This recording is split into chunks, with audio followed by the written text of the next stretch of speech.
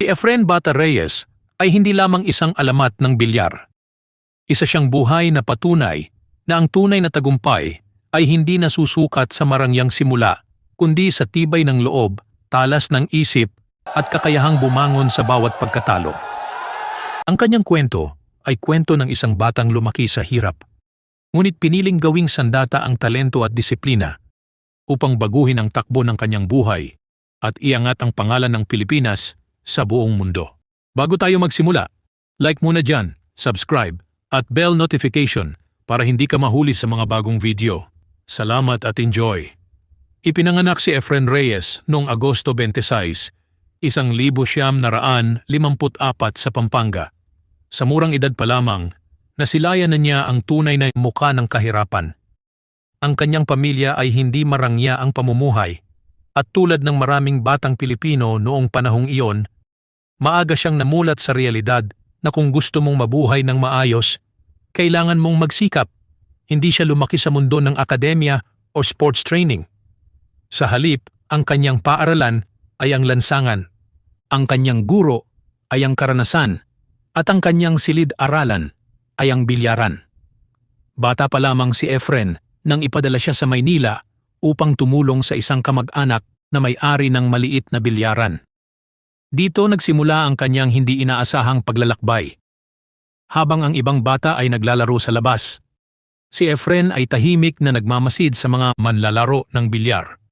Hindi siya agad pinapayagang humawak ng cue stick.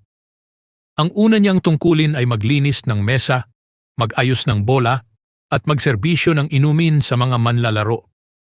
Ngunit sa bawat segundo ng panonood, may natutunan siya. Pinag-aaralan niya ang galaw ng bola, ang anggulo ng bawat tira, at ang diskarte ng bawat manlalaro. Walang formal na training si Efren. Wala siyang coach, wala siyang libro, at wala siyang video tutorial. Ang meron lang siya ay matalas na mata at likas na talino. Sa tuwing may pagkakataon, palihim siyang nag-e-ensayo. Kahit luma at sira-sira ang cue stick, pinipilit niyang paghusayin ang kanyang tira. Sa murang edad, natutunan niyang hindi sapat ang lakas sa bilyar. Mas mahalaga ang kontrol, tiyaga, at pag-iisip ng ilang hakbang bago ang bawat tira. Isa sa pinakamahalagang bahagi ng tagumpay ni Efren ay ang kanyang kakayahang matuto mula sa pagkatalo. Maraming beses siyang natalo noong nagsisimula pa lamang siya. Madalas siyang minamaliit dahil sa kanyang payat na pangangatawan at tahimik na personalidad. Ngunit imbes na panghinaan ng loob, ginamit niya ang bawat talo bilang aral. Pinag-aaralan niya kung saan siya nagkamali, anong tira ang dapat niyang ginawa, at paano niya maiiwasan ang parehong pagkakamali sa susunod. Habang tumatagal, unti-unting napansin ng mga veteranong manlalaro ang kakaibang galing ni Efren. May kakaiba sa kanyang estilo. Hindi siya flashy, hindi siya maingay, ngunit bawat tira ay parang pinag-isipang mabuti. Dito nagsimulang mabuo ang reputasyon niya bilang isang player na may mata ng henyo. Kaya niyang makita ang mga tira na hindi nakikita ng iba.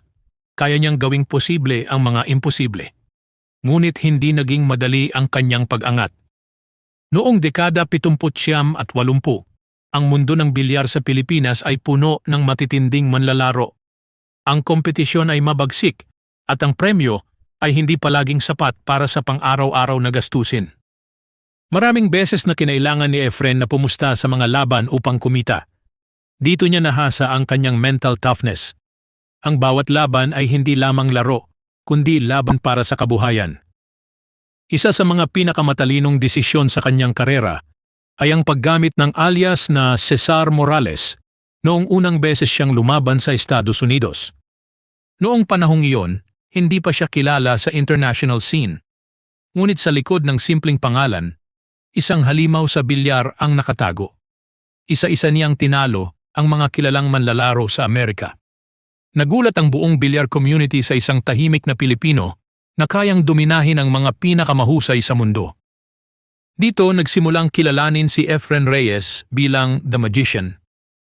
Hindi ito dahil sa daya o swerte, kundi dahil sa kanyang kakaibang kakayahang kontrolin ang bola. Ang kanyang cue ball control ay itinuturing na isa sa pinakamahusay sa kasaysayan ng bilyar. Kaya niyang iposisyon ng bola ng eksakto sa gusto niyang lugar, na para bang may sariling isip ang cue ball kapag siya ang tumitira. Ang tunay na sukatan ng tagumpay ni Efren ay hindi lamang ang dami ng kanyang panalo, kundi ang respeto na kanyang nakamit mula sa kapwa manlalaro. Maraming world champions ang umamin na natatakot silang makalaban si Efren dahil sa kanyang unpredictability. Hindi mo alam kung anong klaseng tira ang kanyang gagawin. At kahit gaano kahirap ang sitwasyon, palagi siyang may solusyon. Noong 1979, nakamit ni Efren Reyes ang isa sa pinakamahalagang tagumpay sa kanyang karera nang manalo siya sa World Pool Championship. Ito ang sandaling tuluyang nagpatibay sa kanyang pagiging alamat. Ngunit kahit matapos ang ganitong kalaking panalo, nanatili siyang mapagkumbaba. Wala kang maririnig na yabang mula sa kanya. Sa halip, palagi niyang inuuna ang pasasalamat sa Diyos, sa pamilya, at sa mga taong naniwala sa kanya. Ang tagumpay ni Efren ay hindi lamang personal. Sa bawat panalo niya sa international stage, dala-dala niya ang bandila ng Pilipinas. Siya ang naging inspirasyon ng maraming kabataang Pilipino na mangarap ng malaki kahit nagsisimula sa maliit.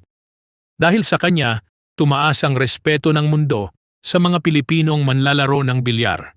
Siya ang nagbukas ng pinto para sa mga susunod na henerasyon. Isang mahalagang aspeto ng kanyang tagumpay ay ang disiplina. Kahit na natural ang kanyang talento, hindi siya umasa lamang dito.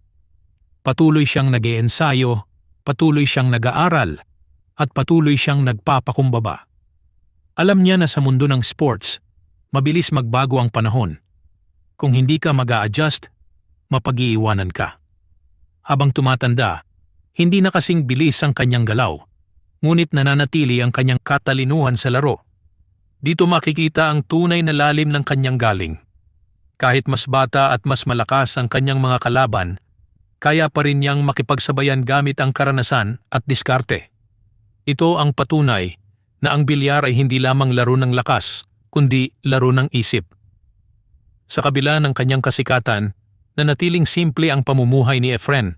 Hindi siya kilala sa magagarang luho o kontrobersya.